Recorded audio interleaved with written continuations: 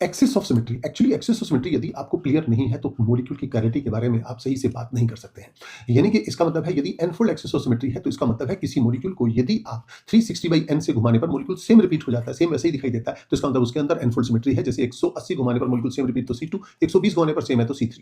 मैं आपको थोड़ा ये बताता हूँ BF3। BF3 में क्या है बेटा कि इस मॉलिक्यूल को यदि आप 180 घुमा दें तो मॉलिक्यूल सेम रिपीट होता है, इसमें C2 एक्सेस सिमेट्री। और इस मॉलिक्यूल के अंदर यदि आप 120 डिग्री आप घुमाते हैं तो एकदम से मॉलिक्यूल सेम रिपीट होता है, तो ये हो गया C3 एक्सेस सिमेट्री। इस मॉलिक्यूल को यदि आप देखें एक्स एक्सिस के मैंने 180 घुमा दिया नीचे की तरफ, तो इसका मतलब यहाँ एक्सेस सिमेट्री नहीं है इस तरीके। यानी कि वाई एक्सिस के अलावा यदि मैं 180 घुमा देता हूं तो इसका मतलब मॉलिक्यूल बिल्कुल वैसा ही रिपीट होता है, तो इसका C2 एक्सेस सिमेट्री। उसके बाद इसके अंदर यदि आप देखें तो मैंने इसको 120 घुमाया इस तरीके से, तो 120 घुमाने पर मॉलिक्यूल के अंदर सेम, यानी कि C3 एक्सेस सिमेट्री। अब इस मॉलिक्यूल के अंदर यदि मैं एक्स एक्सिस पर 180 घुमाता हूं तो बिल्कुल मॉलिक्यूल वैसा ही रिपीट होता है C2। इसको यदि मैं वाई एक्सिस के अकॉर्डिंग घुमाता हूं 180 तो मॉलिक्यूल सेम रिपीट होता है। यदि मैं इसको 90 घुमाता हूं तो मॉलिक्यूल सेम, तो यहां भी आपका।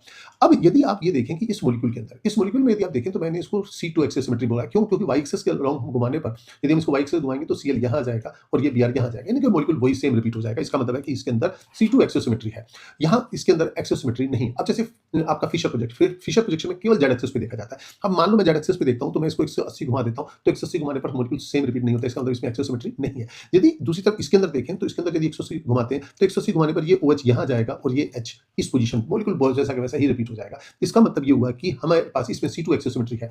यदि इंफॉर्मेशन अच्छी लगी है तो प्लीज वीडियो लाइक करिए और चैनल को जरूर सब्सक्राइब करिए। Thank you.